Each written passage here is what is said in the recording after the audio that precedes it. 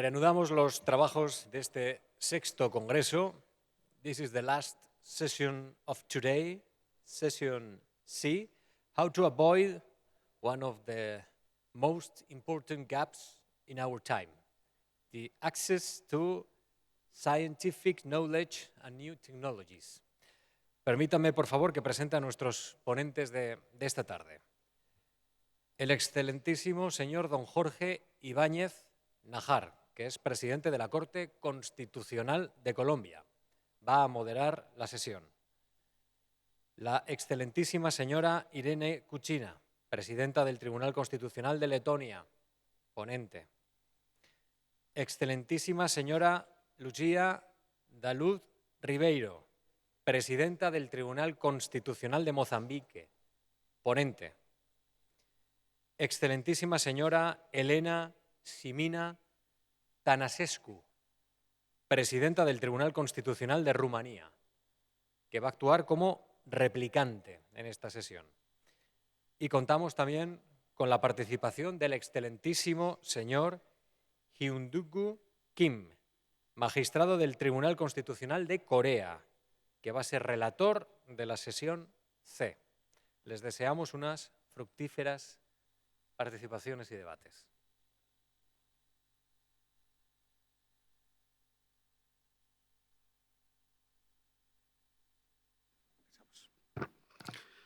Muy buenas tardes a todos. Quiero en primer lugar darle un agradecimiento a el Reino de España y por su conducto al Tribunal Constitucional que nos ha recibido en estos días para estar presentes en esta gran conferencia mundial. Agradezco igualmente a todos ustedes, jueces constitucionales, por concurrir a esta conferencia de justicia constitucional. Como presidente de la Corte Constitucional de Colombia y en nombre de ella, les presento a todos ustedes y en particular a cada uno de nuestros panelistas en la tarde de hoy un respetuoso saludo. Nos reunimos en esta tercera sesión plenaria para abordar un tema de enorme relevancia en el siglo XXI, el acceso al conocimiento científico y las nuevas tecnologías. El progreso vertiginoso no solo redefine nuestra vida diaria, sino que también plantea desafíos constitucionales fundamentales sobre cómo proteger y garantizar los derechos humanos en el entorno digital. Me acompañan 4 distinguidos constitucionalistas, expertos en las intersecciones entre el derecho, la tecnología y los derechos humanos. Y con su conocimiento y experiencia, esta tarde exploraremos cómo nuestras constituciones, las leyes y la jurisprudencia nos permitirán ir adaptándonos para enfrentar los retos de la era digital con el objeto de desarrollar bases sólidas para la protección de los derechos de las generaciones futuras desde distintas perspectivas, tal y como lo han hecho en las 2 sesiones de la mañana y en la primera sesión de esta tarde, en relación con la protección de los derechos de la naturaleza, la protección del patrimonio cultural de la humanidad y ahora la protección de los derechos humanos en la era digital. Tengamos en cuenta que el derecho a la ciencia y aquellos otros derechos vinculados al progreso científico han sido ya contemplados en numerosos tratados y documentos de carácter internacional. Y de ese derecho al progreso científico y a las nuevas tecnologías también se ha reconocido el derecho a la conectividad digital, lo que ha llevado a que organizaciones internacionales y comunitarias, mediante resoluciones, declaraciones y otra serie de instrumentos, reconozcan y establezcan los principios y obligaciones para promover, proteger y garantizar el disfrute de los derechos humanos en Internet ante las tecnologías digitales y los sistemas ahora de inteligencia artificial. Y esa obligación internacional surge tanto de los antiguos instrumentos fundacionales como de los nuevos, como la Declaración de Venecia sobre el derecho a gozar de los beneficios del progreso científico y sus aplicaciones, o la Declaración Universal sobre Bioética y Derechos Humanos. Y por supuesto, un avance crucial en la regulación ética es la recomendación sobre la ética de la inteligencia artificial de la UNESCO, que constituye el primer marco ético global sobre esta tecnología. Tengamos en cuenta que vivimos en una época en la que la tecnología avanza a un ritmo que el derecho apenas logra seguir. Lo que antes requería décadas para consolidarse como una revolución industrial, una nueva forma de comunicación, un cambio en las estructuras de poder, hoy ocurre apenas en meses, casi que en semanas y en algunos casos en días, de manera tal que estamos enfrentados a una nueva era digital. La inteligencia artificial, la biotecnología o la conectividad global transforman nuestras formas de trabajar, educarnos, relacionarnos, mientras el derecho constitucional, por su propia vocación de permanencia, se ve obligado a adaptarse sin renunciar a sus principios y valores que han dado estabilidad a los ordenamientos internos de cada país. Por eso son múltiples los fenómenos que se agrupan hoy como recientes avances científicos y tecnológicos. En esta tarde nos enfocaremos con la participación de cada una de las panelistas y después tendremos la oportunidad de escuchar una breve relatoría para justamente avanzar en el desarrollo de las tecnologías de la información y de la comunicación, la conectividad digital y el uso de los sistemas de inteligencia artificial. El desarrollo tecnológico, en especial en el campo de las tecnologías de la información y de las comunicaciones, que afectan hoy por hoy significativamente el ejercicio, la configuración y los límites de los derechos humanos. Esa revolución tecnológica de las últimas décadas, que ha transformado profundamente las formas de interacción humana impulsadas por esa tecnología, que nos lleva a reconsiderar los valores, los derechos y las estructuras sociales existentes. Con la irrupción de lo digital, las relaciones entre las personas y especialmente entre la ciudadanía y las instituciones públicas se desarrollan ahora en un entorno virtual que reemplaza los modos tradicionales de comunicación y vínculo social. Por eso ahora la tecnología no puede entenderse solo como una herramienta o un medio de conexión con la realidad, pues el uso de las tecnologías de la información y las comunicaciones amplifica notablemente el alcance, el impacto y la eficacia de nuestras acciones, multiplicando sus efectos. Y en ese escenario, pues hay distintas teorías, como los van a abordar esta tarde, precisamente para que avancemos justamente en las tendencias modernas que hay sobre este particular. Quiero subrayar una tendencia creciente a consagrar expresamente la conectividad como un verdadero derecho esencial para la participación plena en la sociedad digital. Lo que nos lleva a cuestionarnos si efectivamente estamos en presencia de ello o sencillamente tendremos que irnos acomodando paulatinamente a los cambios tecnológicos para ir paulatinamente avanzando en ellos. Y una respuesta a esto requiere que tengamos presente, por ejemplo, de acuerdo con la Unión Internacional de Telecomunicaciones, la agencia especializada de la ONU para las Tecnologías de la Información y las Comunicaciones, que en el año 2024, 5.5 mil millones de personas, esto es el 68% de la población mundial, estuvo en línea, y que un tercio de la población mundial, 2.6 mil millones de personas, siguió desconectada, lo que indica que hay una brecha digital que tenemos que llenar. Y esa desconexión está íntimamente ligada al desarrollo. El 93% de las personas en países de altos ingresos están conectadas frente a solo el 27% de países con bajos ingresos. Y esas disparidades regionales son igualmente notables. En Europa, la Comunidad de Estados Independientes y las Américas, entre el 87 y el 92% de la población usa Internet.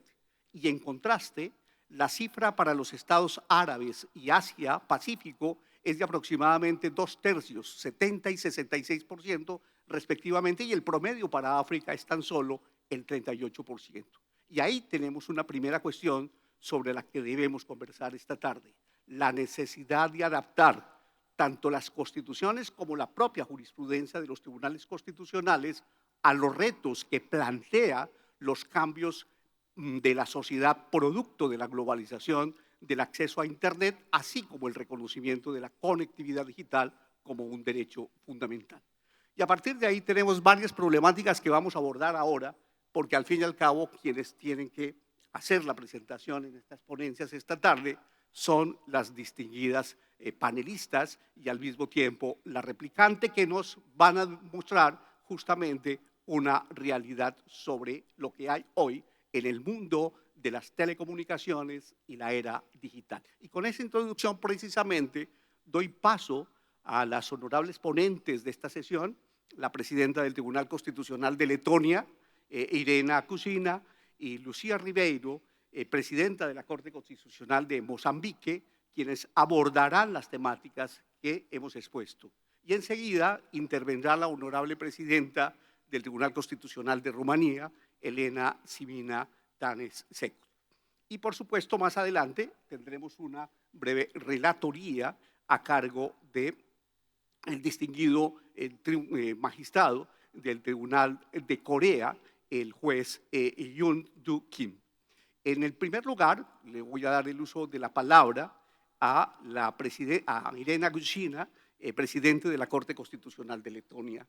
Para recordarlo, ella es la actual presidenta de la Corte Constitucional de ese país, es doctora en Derecho por la Universidad de Letonia. Su carrera ha combinado el servicio público y la academia, destacando roles como vicesecretaria del Estado en el Ministerio de Justicia, representante de Letonia ante el Tribunal de Justicia de la Unión Europea y jefe adjunta de la Cancillería del presidente de Letonia.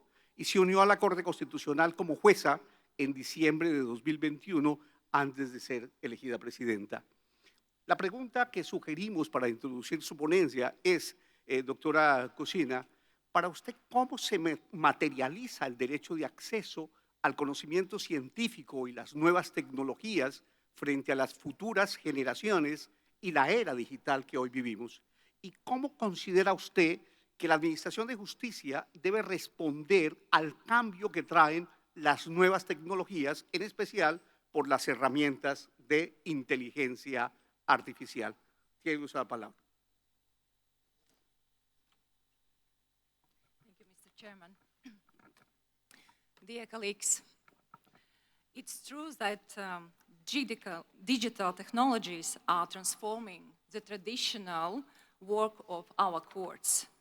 In this context, I would like to propose the message of 3 A's: accountability, awareness, and advancement. This principle serves as a measure of whether such disruption should be welcome or regarded as potential threat to the judiciary. First, accountability. It reminds us that our only legitimate course is to continue to abide by the law. Accordingly, we must insist on strict compliance with pre-established standards of the rule of law and human rights before the new technologies are introduced into judicial practice. Second, awareness. The court operates within a society of living, striving, and often suffering individuals. The court must remain apprised of social reality, including hidden forms of discrimination and inequality. And the third, advancement. Technologies, when used wisely, can become a powerful instrument for promoting justice and peace worldwide. The progress of digital technology can directly support and accelerate the achievement of each of the 17 substantial development goals of the United Nations. Now I'll speak about human rights-based approach on providing access to the internet, a tool for promoting an inclusive society. Accessing public, financial, and medical or even judicial services, as well as the secure exchange of personal information, now take place almost online. The digital future, once anticipated, has already arrived, and it is here now, and it is here to stay. This is why I invite us to reflect why the universal right to access to the internet is an urgent necessity.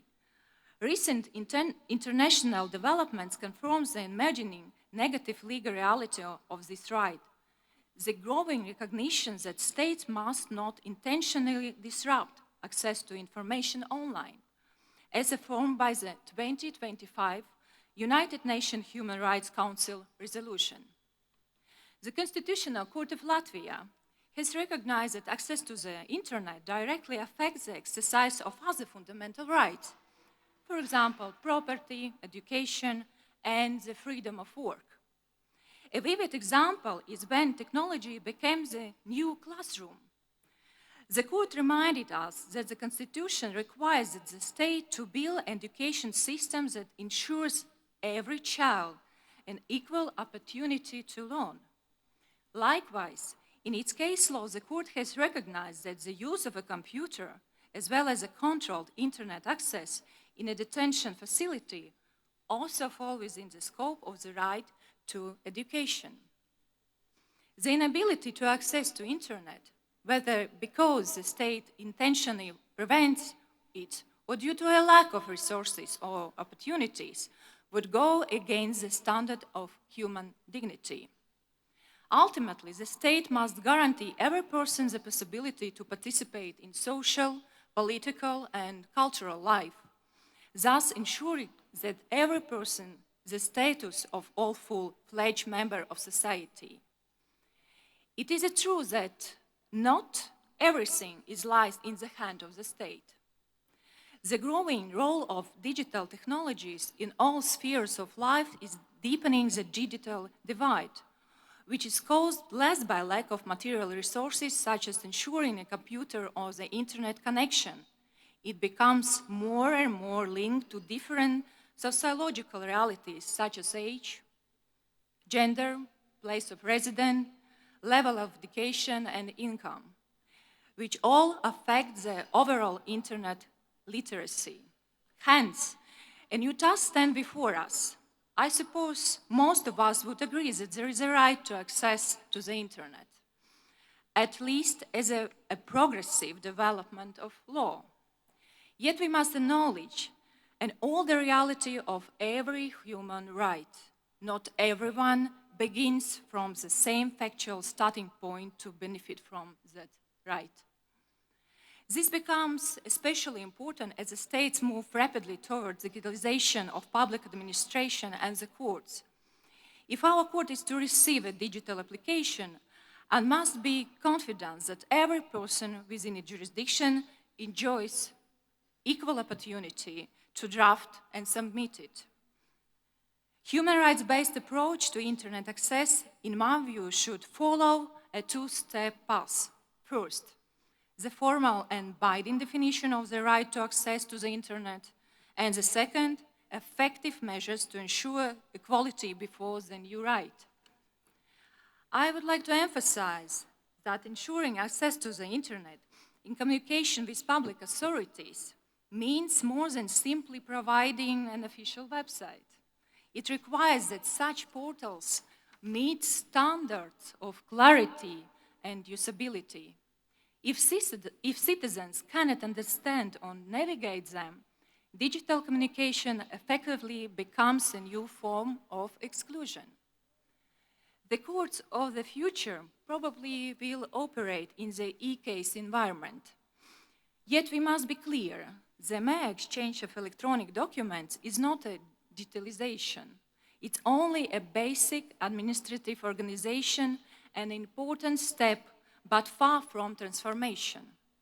Courts must work on a secure, fully functional digital platforms that mirror real proceedings. And now I'll speak about universal roadmap on digital accessibility. With regard to the approach to digital technologies, for example, the Venice Commission has also taken a significant step forward. At its most recent plenary session, special attention was devoted to the updating of the rule of law checklist. This universal tool serves as a roadmap for every country, helping us to access to the rule of law within its institutional framework. The revised checklist will include a new section on digital accessibility, emphasizing the importance of monitoring how digitalization affects fair access to justice, especially for those who lack proper digital skills. Public and private institutions using automated decision-making system must not operate beyond the control of the rule of law, and individuals must have the opportunity to understand, challenge, and influence the decision made by such systems. Furthermore, a new section will be introduced on the digital transparency of constitutional courts, covering the accessibility of rulings, clarity of reasoning, and public awareness of judicial decisions. This section will require constitutional courts to provide a searchable and comprehensive database of their judgment, as well as a clear and publicly available explanation of their context and significance. Such measures strengthen public trust and the legitimacy of judicial work. And now about artificial intelligence in the courts, possible application in judiciary or by the judiciary. Internet is not exempt from the destiny shared by every human invention. It is in a stage of constant transformation. While the processors are manufacturing the general intelligence, allow me to offer a few reflections on the current work of the courts and the extent to what degree they may be compatible with the artificial intelligence. In our court, we are aware that the pre-procedural AI assistance will allow the applicant to evaluate the outcome of the application. The whole case law of a court is available online. Thus, this principle, the algorithm could theoretically estimate the probability of access in a given case. And there is a question, and very important question: what will be the impact of judicial security? Could a court itself rely on an algorithm, for instance, to determine the admissibility? The European Court of Human Rights has given a following definition of what are the prerequisites for a court. Although it operates on a regional level, there are little doubts that these characteristics are mirrored in every legal system. As the European Court of Human Rights explained in Cohen and others versus Belgium, a tribunal is defined by judicial function, namely determining matters within its competence based on rule of law and after proceedings conducted in a prescribed manner. It must also satisfy a series of other conditions, including the independence of its members and the length of their terms of office, impartiality, and the existence of procedural safeguards.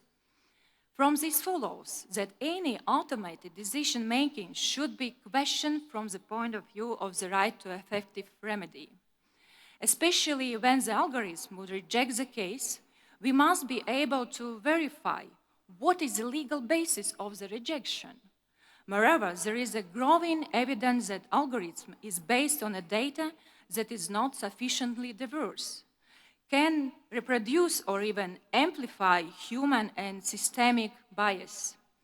A risk of biased algorithms directly or indirectly discriminating a group or a span of society must be considered. This means that the use of artificial intelligence within the court must be sectioned.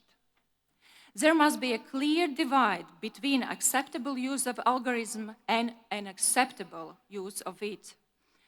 On the one hand, the acceptable use means that technology would perform assisting duties, mainly complying general information of the case, select previous decisions of the court, and statistics of the outcome of the cases. On the other hand, the unacceptable use arises where the technology is used to replace the decision of a judge. It would be clearly in contradiction with the objectivity and independence of the court, as well as the right to an effective remedy.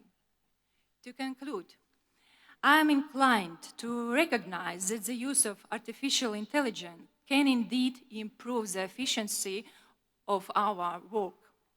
There is no doubt that technological innovations have brought and continue to bring progress to humanity, including in the field of justice and the court system.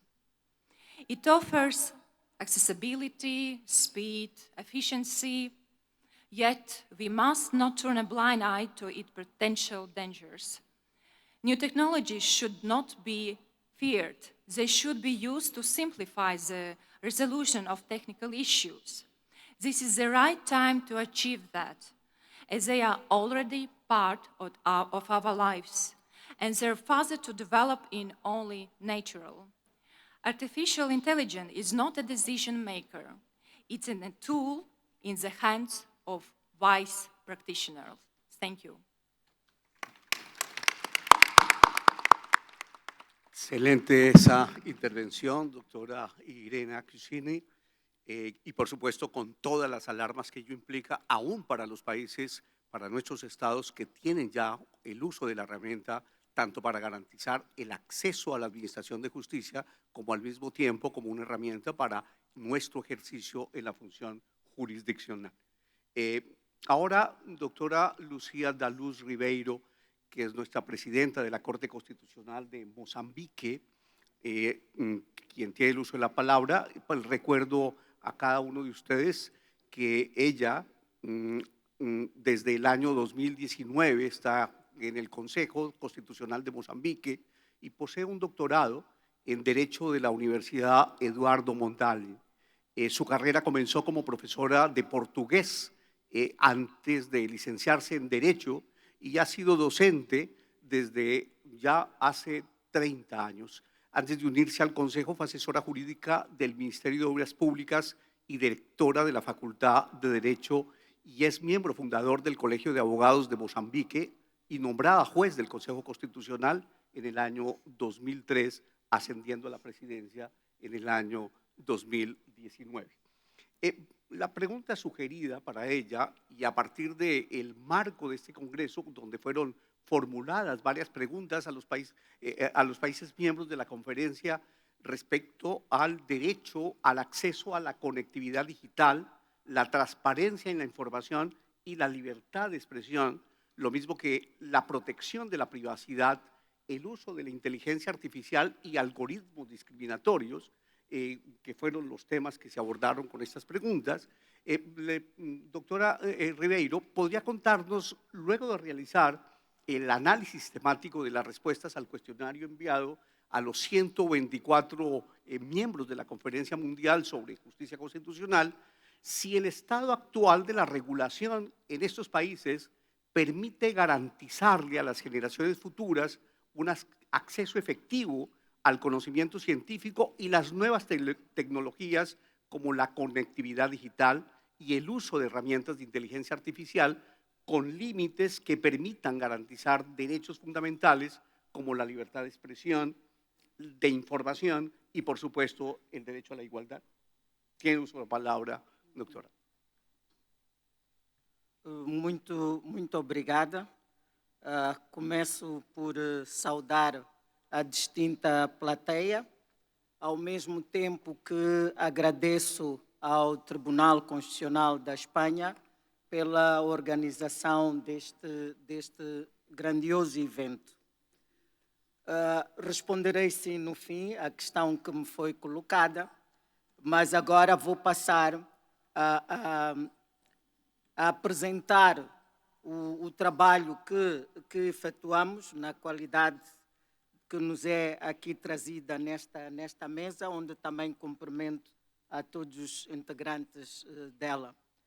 Portanto, a nossa apresentação está enquadrada no tema desta seção C, que é o acesso ao conhecimento científico e às novas tecnologias.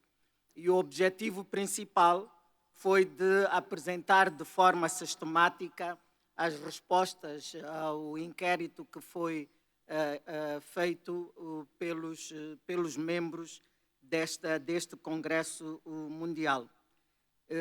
Dizer que a importância deste tema é justificada pelo fato de que a ciência visa compreender e explicar o mundo enquanto a tecnologia aplica esse conhecimento para resolver problemas, transformar a sociedade e criar soluções mais eficientes e inovadoras, como avanços em diversas áreas, nomeadamente a saúde, a educação, a produtividade e, portanto, na promoção dos direitos fundamentais e a sua garantia através das nossas cortes constitucionais. Não é? Este inquérito tinha portanto, era constituído por 5 questões. O primeiro, que era o direito à conectividade digital, se é reconhecido nos nossos países, se existem ou não instrumentos adequados para preservar o direito dos cidadãos a receber informação através das redes sociais e também se tínhamos o sistema jurídico, se o sistema jurídico possui mecanismos para a proteção contra o uso indevido das tecnologias digitais, tecnologias de vigilância ou da recolha de dados e outros meios de controle social que possam ter efeitos indefinidos, não é? E também a questão do sistema, se o sistema jurídico possui mecanismos para garantir o uso indevido da inteligência artificial e também se os nossos tribunais já teriam emitido alguma jurisprudência, alguma decisão relevante nesta matéria. Portanto, a metodologia que nós adotamos para melhor sistematizarmos o objetivo pretendido com esta apresentação foi fazermos a análise dos aspectos que consideramos comuns a cada uma das perguntas e, sequencialmente, também fazermos uma exposição de alguns aspectos que consideramos específicos. Passemos então à primeira questão, não é? Nós podemos dizer que das respostas obtidas, constatou-se que 18 países possuem uma legislação específica sobre o acesso à internet. Destes países, são vários, mas vamos aqui destacar alguns, não é? Podemos destacar a Finlândia, o Japão e também o Brasil, não é? Que tem portanto, esta legislação. E também dizer que no ordenamento jurídico moçambicano nós encontramos no respectivo texto constitucional e também em Angola encontramos esta possibilidade no respectivo texto constitucional. Portanto, o aspecto de diferenciação está num grupo de 35 países, isto dizer que responderam ao questionário 68 tribunais. Não é? Um aspecto de diferenciação está num grupo de 35 países que responderam que o direito de acesso à internet é tratado como fazendo parte de conteúdo essencial de outros direitos e liberdades fundamentais. É o caso, por exemplo, dos países da União Europeia, onde o reconhecimento e proteção do acesso à internet é tido como fazendo parte do conteúdo essencial do direito à liberdade de expressão, da liberdade de imprensa, do acesso à informação. Este reconhecimento também é dado através de uma diretiva da União Europeia. Temos também, portanto, um outro aspecto, que alguns países, como a Eslovénia, a Índia e a Turquia, respondem que já emanaram decisões nas respectivas jurisdições constitucionais que consideram que as restrições ostensivas e arbitrárias à internet, incluindo, portanto, os seus próprios tribunais, violavam este direito. Estas decisões exploram mais o lado das limitações e restrições de direitos do que consagrar obrigações positivas de prover a conectividade. Mas também é verdade que das interpretações jurisdicionais que são feitas depende sempre da legislação de cada país, porque há países que têm leis de telecomunicações, regulamentos de universalização ou políticas para a expansão do serviço, mas frequentemente sem exigência de que o Estado garanta a conectividade mínima para todos ou que haja soluções legais claras em caso de não cumprimento. Para estas situações, a sociedade civil tem recorrido ao judiciário ou ações regulatórias para responder a restrições ao acesso ou regulamentos que oneram excessivamente os usuários, não é? E aqui podemos dar mesmo o exemplo de Moçambique, onde a sociedade civil recorreu ao tribunal para fazer face, ou melhor, reclamando sobre o corte ou a restrição do serviço de internet, o que aconteceu numa fase do processo eleitoral. E também esta mesma sociedade civil reclamou sobre a subida das tarifas dos serviços de internet, o que foi prontamente atendido, por um lado, pelos tribunais e, por outro, também pelo próprio governo.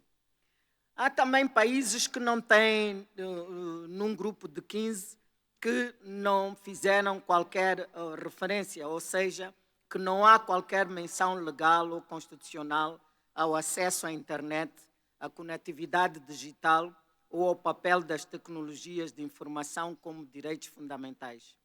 Nestes contextos, o tema da conectividade aparece apenas em políticas econômicas ou em estratégias de desenvolvimento, por exemplo, do Canadá, e não como parte de um quadro legal de direitos humanos. Temos 4 países do bloco da União Europeia que somente fizeram menção ao mecanismo do Código Europeu das Comunicações Eletrónicas. Passando à segunda questão, se existem instrumentos adequados para preservar o direito dos cidadãos de receberem informação através das redes sociais com garantias de precisão.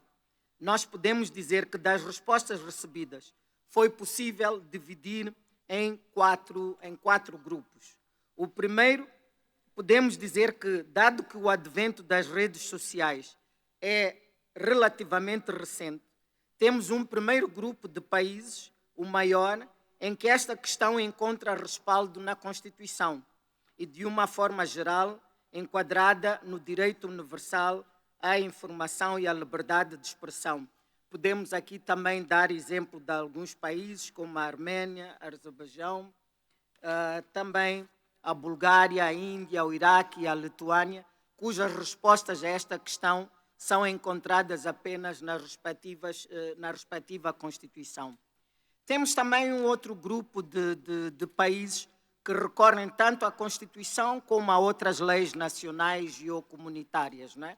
Aqui também há muitos países, vou dar apenas exemplo de 4, Andorra, Dinamarca, Bielorrússia, a Bélgica, não é? E dizer que, no caso específico de Moçambique, esta questão encontra resposta na Constituição, por via do seu artigo 71, referente ao uso da informática, portanto, nos seus articulados, e também na lei que estabelece o acesso à informação, ao Código Penal e à Lei do Combate ao Cibercrime. No segundo grupo de países, esta questão é garantida por uma lei específica ou um conjunto de leis. Algumas referem-se apenas a uma lei, são os casos do Chad, Montenegro, a Sérvia, a Turquia, a Etiópia, a Moldávia e o Mali.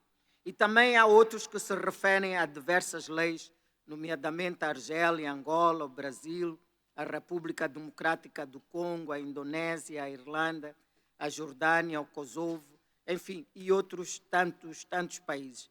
E há um terceiro grupo de países em que apenas a legislação comunitária da União Europeia, portanto, recorrem a esta legislação da União Europeia para responder a esta questão.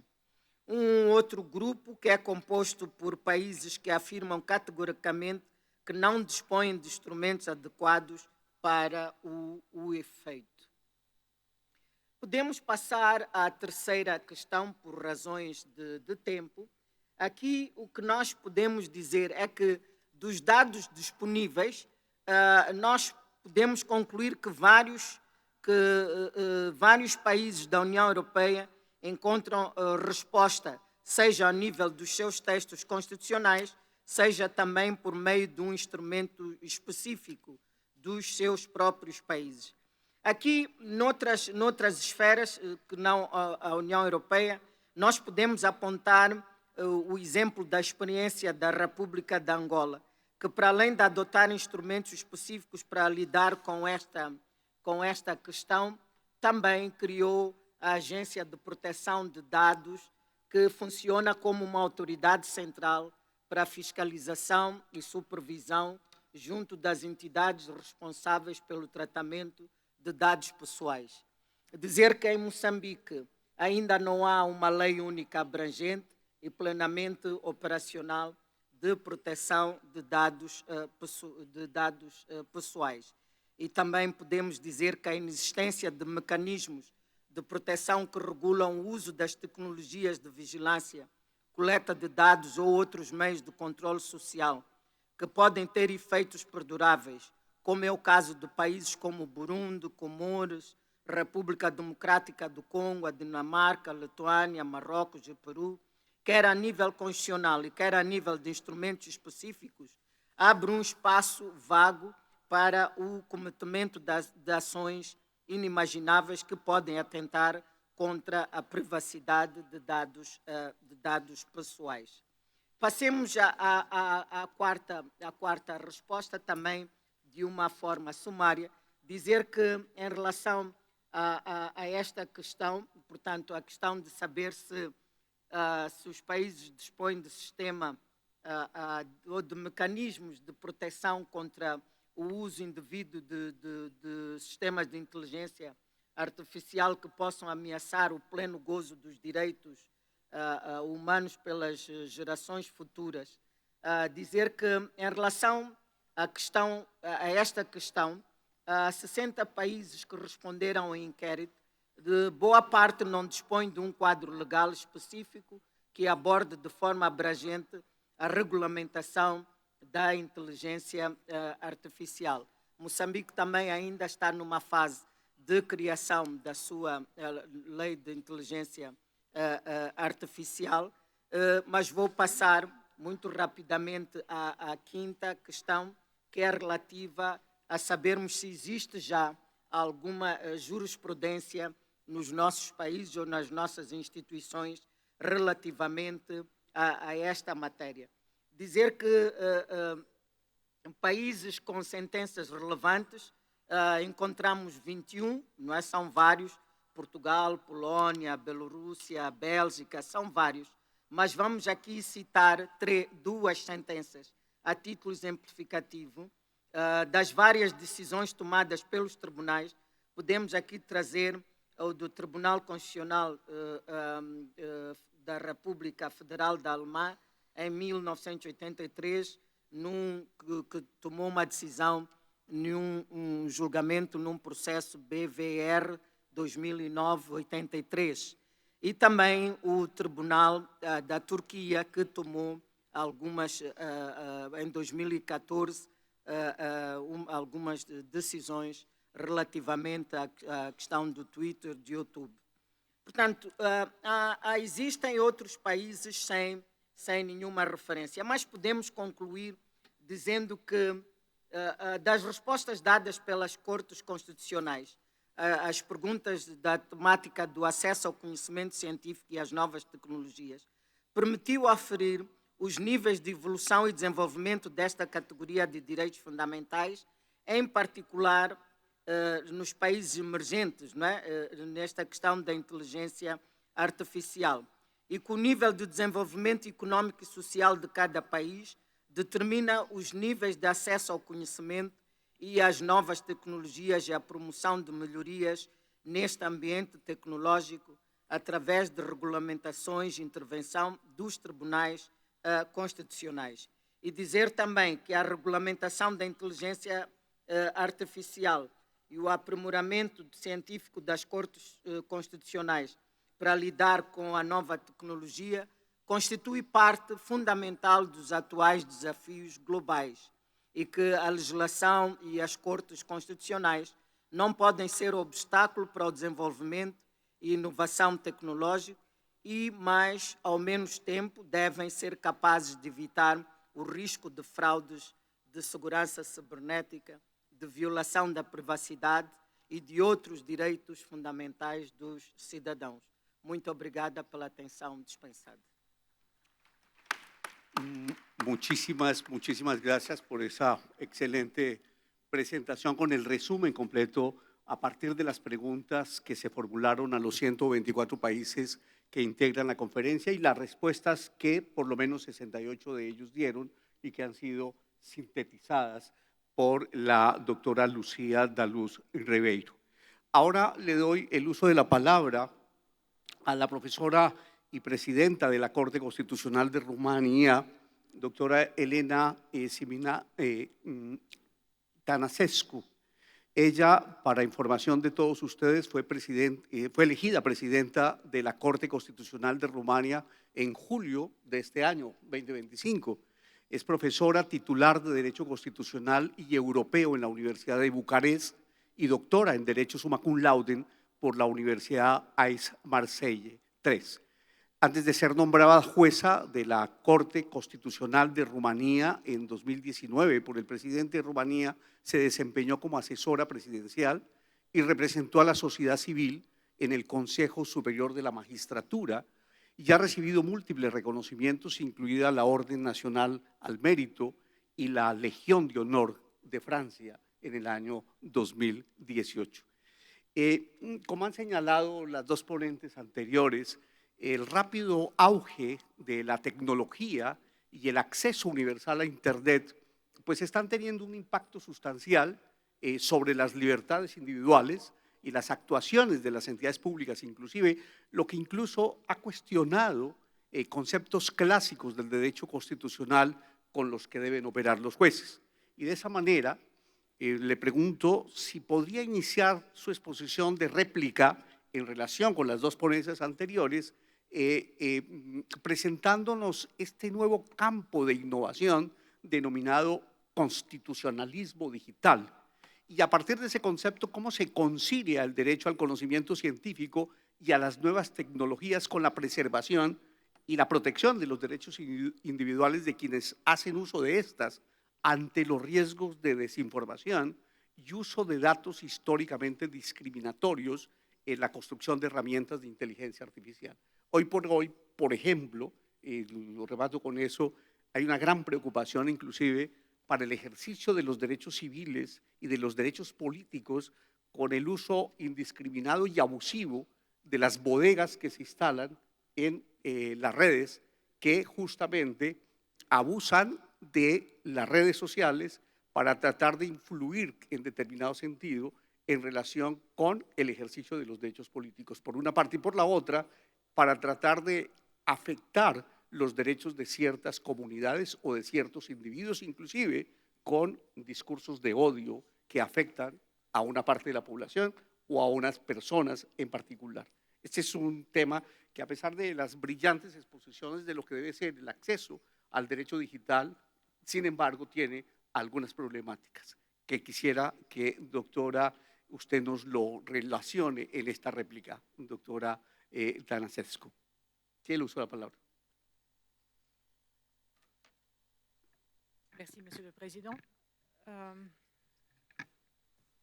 Chers collègues de panel, chers invités, mesdames et messieurs, tout d'abord, permettez-moi aussi de remercier les organisateurs de ce congrès de m'avoir invité de m'adresser en tant que commentateur à des participants aussi éminents que vous-même.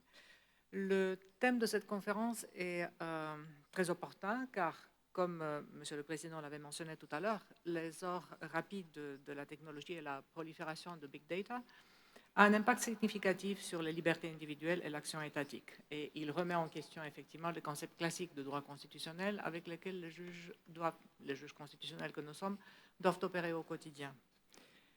Qualifié autrefois comme un paradis juridique, l'espace informationnel s'est progressivement transformé, je me permets de citer ici, dans un désordre informationnel qui se distingue par la célérité de la diffusion des données, par leur étendue à l'échelle mondiale, ainsi que par la complexité et la pluralité des plateformes de communication disponibles sur Internet.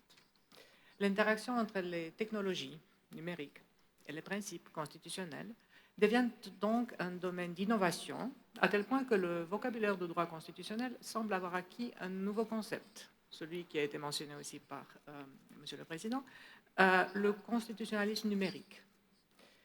La notion de constitutionnalisme numérique a été d'abord utilisée dans le sens de la nécessaire application des concepts de droit constitutionnel aux acteurs privés, qui plus est, d'une manière transfrontalière, ce qui a permis de dépasser l'ancrage traditionnel du droit constitutionnel au sein de l'État. Mais ensuite, les approches se sont intéressées aux sources normatives qui ne sont plus uniquement celles de droit constitutionnel, qui sont également celles de droit privé, qui sont aussi des formes de normativité émergentes, telles que le soft law, et dont le caractère juridique et ou contraignant est souvent contesté. Puisque la doctrine l'avait fait auparavant, je me suis permis moi aussi un petit exercice et j'ai interrogé certains modèles de Large Language Models, des modèles linguistiques génératifs à grande échelle, l'expression correcte en français, afin de savoir quel est le sens exact de ce nouveau concept. Et il est intéressant que les différents outils d'intelligence artificielle ont fourni des réponses différentes. Certains ont souligné justement l'aspect du numérique, en fournissant comme réponse le fait que le constitutionnalisme numérique, c'est l'établissement évolutif des règles constitutionnelles pour l'utilisation, la protection et la régulation des technologies numériques. D'autres instruments d'intelligence artificielle se sont montrés un peu plus honnêtes.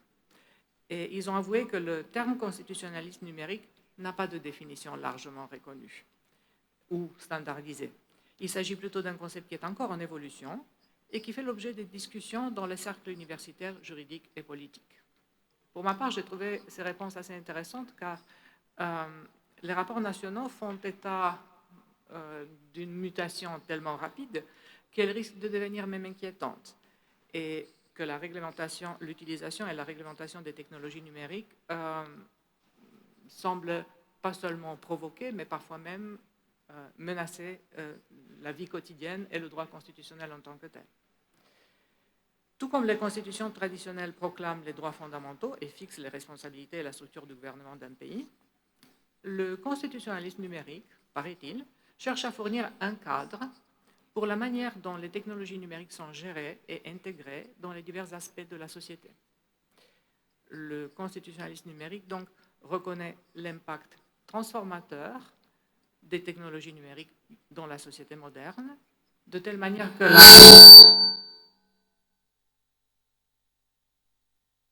Excusas, por favor, algún mecanismo que nos afectó justamente con una irrupción tecnológica. Tout à fait. Je crois qu'il s'agit bien ici de l'impact de la technologie.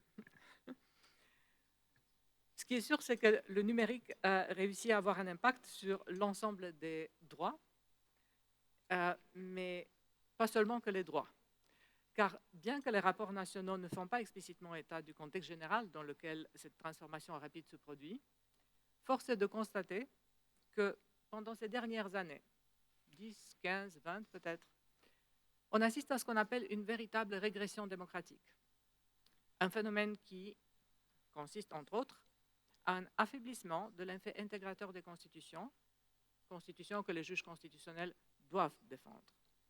Et dans ces conditions, le recours à des techniques parfois assez sophistiquées de désinformation répandue d'une manière transnationale à travers les réseaux sociaux inquiète et réclame l'intervention d'un État qui est de plus en plus affaibli par toutes les provocations qu'il doit affronter.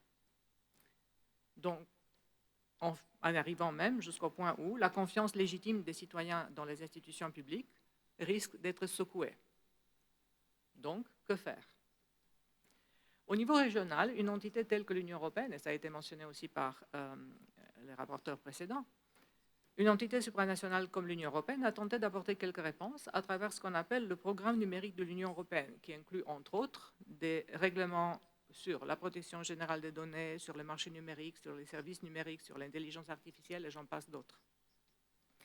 Mais le questionnaire qui a été envoyé à l'ensemble des délégations portait plutôt sur le niveau national Et donc, les rapports nationaux, évidemment, ont apporté les réponses possibles dans les circonstances actuelles. Une lecture attentive de l'ensemble de ces rapports laisse entrevoir non seulement des réponses, bien sûr, mais aussi des questions nouvelles qui nécessitent d'autres réponses.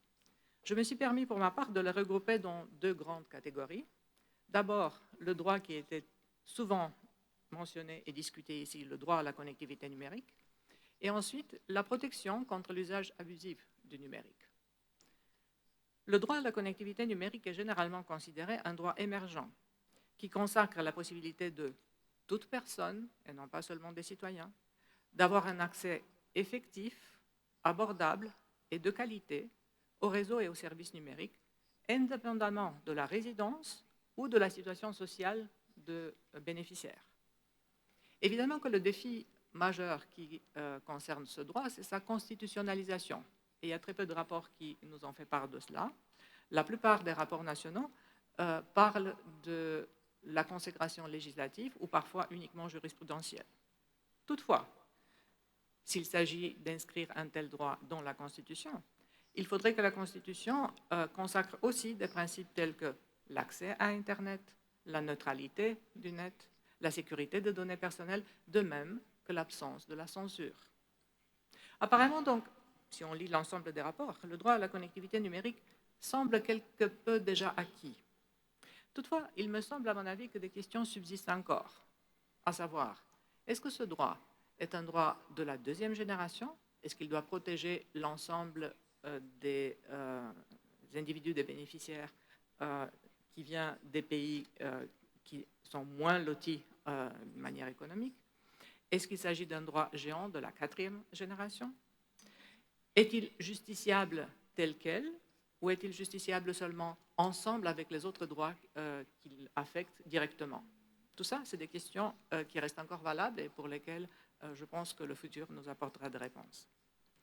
Sur le deuxième aspect, la protection contre l'usage abusif du numérique, je me suis permis de nouveau de regrouper ces instruments de protection dans trois catégories à peu près: des informations en ligne, intelligence artificielle et technologie de surveillance en masse, en suivant un petit peu l'ensemble des les questions fournies par le questionnaire. Il convient peut-être de se rappeler que l'information diffusée par les médias numériques, en matière d'information diffusée par les médias numériques, la littérature de spécialité opère traditionnellement une distinction tripartite entre désinformation, mauvaise utilisation de l'information, mésinformation, utilisation erronée de l'information, et malinformation, utilisation d'une information correcte mais dans le mauvais contexte. Cette classification conserve quand même une valeur, même aujourd'hui, mais elle paraît un peu insuffisante pour rendre compte de la complexité de la notion de désinformation, qui est continuellement redéfinie par l'usage des concepts tels que fake news, information fallacieuse ou même propagande. À cette problématique s'ajoutent aussi des pratiques émergentes directement liées aux innovations technologiques et aux stratégies de communication numérique sophistiquées, telles que le deepfake ou l'astroturfing. Ce dernier concept désigne une pratique selon laquelle, sur Internet, on trouve publiées des opinions ou des commentaires qui semblent provenir des membres ordinaires du public, mais lesquels en réalité proviennent soit d'une entreprise, soit d'un groupement politique particulier, et qui souhaitent donner l'impression qu'une politique, un produit, une opinion sont très populaires dans l'ensemble et bénéficient d'un large soutien public. Il n'est peut-être pas dépourvu d'intérêt non plus que ce dernier concept de astroturfing a été employé en rapport avec une décision récente rendue par la Cour constitutionnelle roumaine qui a fini par annuler les élections présidentielles à cause des graves manquements aux règles relatives au déroulement et au financement des campagnes électorales. Mais on peut garder un petit peu l'optimisme, car il existe aussi des pays, et on voit ça dans les rapports, où de tels événements peuvent être prévenus, soit par le cadre constitutionnel, plus rarement, soit par le cadre législatif, plus souvent, qui vise à assurer aux citoyens l'accès aux informations diffusées sur les réseaux sociaux, tout en garantissant leur exactitude et leur fiabilité. Néanmoins, je me dépêche tout de suite de dire, de tels exemples sont plutôt rares. La plupart des pays ou des États qui ont fourni des rapports ne dispose pas de mécanismes spécifiques pour assurer la véracité des contenus diffusés sur les réseaux sociaux. Et cela m'a fait me poser la question, comment peut-on redéfinir le rôle des réseaux et des plateformes numériques dans les termes peut-être des droits fondamentaux, afin de refléter à la fois et leur importance et leur vulnérabilité, lesquelles on a tendance parfois peut-être même à exagérer. D'ailleurs, toute formulation des droits à l'ère numérique soulève des questions liées à la confiance dans l'état numérisé. Et tous ces questionnements restent valables aussi par rapport à l'intelligence artificielle. Je me permets de mentionner ici un questionnement qui a été posé dans une opinion séparée à un arrêt rendu par la Cour européenne des droits de l'homme récemment, et qui consistait à s'interroger, enfin le juge qui l'avait signé s'interrogeait, est-il possible que l'intelligence artificielle ait capacité juridique d'ester en justice en tant que telle, en tant que sujet de droit, et non pas en tant qu'objet de la réglementation. Voilà encore une provocation. Enfin, en ce qui concerne les technologies de surveillance en masse, en Europe, il est bien connu le sort de la directive sur la conservation des données de 2006, laquelle exigeait que les données relatives à l'accès à Internet soient conservées par les fournisseurs d'accès à Internet et qu'ils soient accessibles uniquement aux autorités nationales chargées de l'application de la loi. Nombre des pays membres de l'Union européenne, à commencer avec la Cour constitutionnelle roumaine en 2009, a continué avec celle allemande en 2010, celle tchèque en 2011, et j'en passe d'autres, ont invalidé les lois qui transposaient cette directive dans le droit interne, à tel point qu'en 2014, la Cour de justice de l'Union européenne a été amenée elle-même à invalider la directive pour manquement aux droits fondamentaux des citoyens européens. Mais l'ensemble de ces rapports illustre une situation relativement satisfaisante en matière de protection de la vie privée. Je pense pour ma part qu'il subsiste encore des questions. Comment instaurer une confiance réelle dans les nouveaux services et les nouvelles technologies lorsque les mécanismes juridiques traditionnels ne semblent plus efficaces dans le monde analogique dans lequel on vit aujourd'hui. En guise de conclusion, je ne peux pas prétendre avoir des réponses à toutes ces questions, mais il me semble que je pourrais formuler au moins deux possibles pistes sur lesquelles on pourrait peut-être commencer à bâtir. Une possibilité serait de formuler des droits fondamentaux numériques spécifiques et ou, pourquoi pas, tout à fait nouveaux. De ne plus se contenter d'observer seulement comment les droits classiques sont influencés par le numérique, mais d'aller de l'avant et accepter le numérique en tant que tel et le considérer comme un objet en soi. Pourquoi pas? Une autre possible réponse serait à adapter en permanence les principes constitutionnels à la transformation numérique, avec la formulation éventuelle d'une approche de la gouvernance numérique fondée sur les droits, y compris au niveau transnational, ce qui est le niveau où les évolutions les plus dynamiques se manifestent aujourd'hui.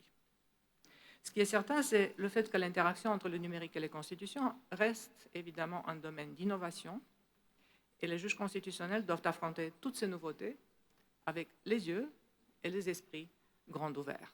Je vous remercie de votre attention.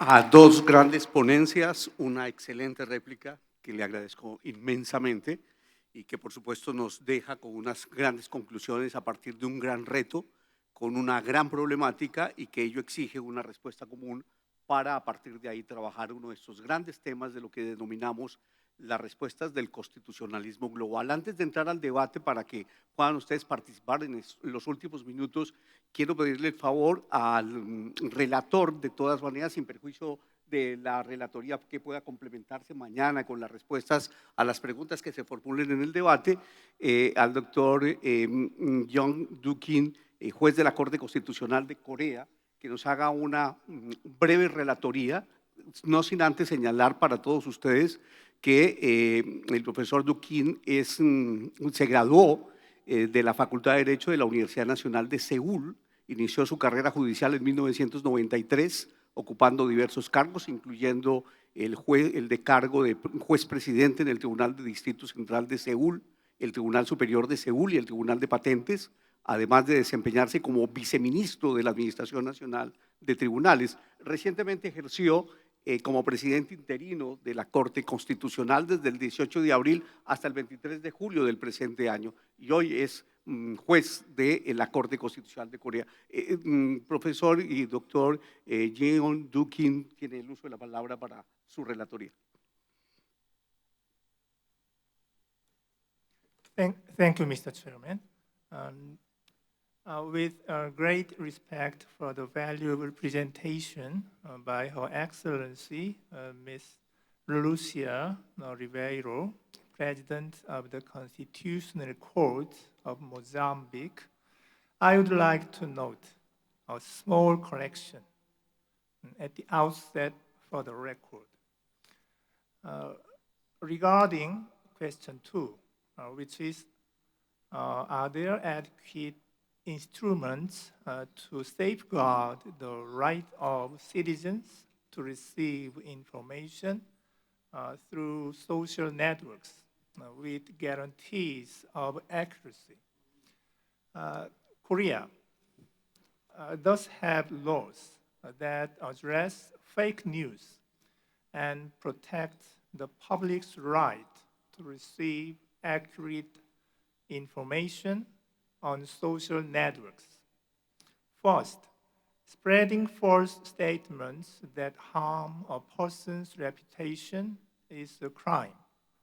Second, posting false information through online services can also be punished. Third, during election periods, the law bans the circulation of false claims and deepfake materials so that voters are not misled. Together, these rules operate as practical safeguards for accuracy in the digital environment.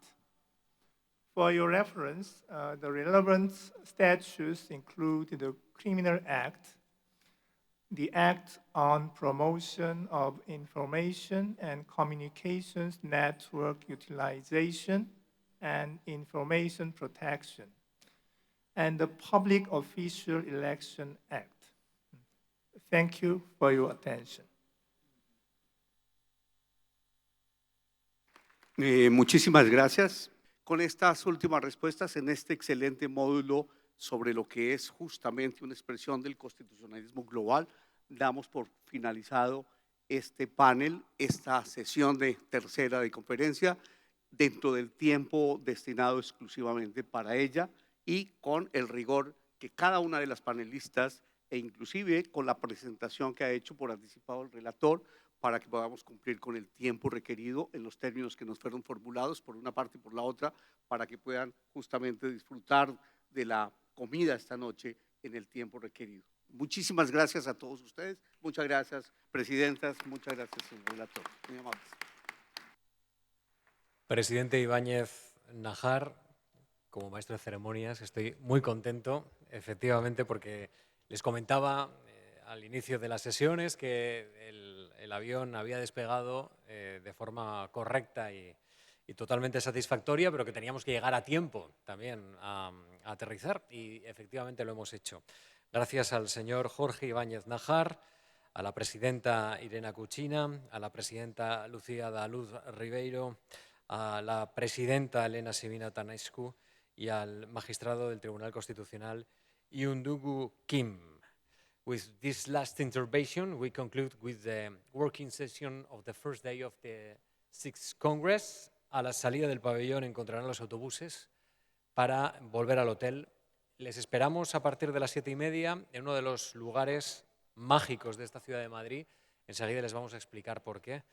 La Galería de Cristal del Palacio de Cibeles, para la cena de gala en un lugar, como les digo, muy, muy especial. Así que enseguida volvemos. Gracias por acompañarnos en esta primera sesión.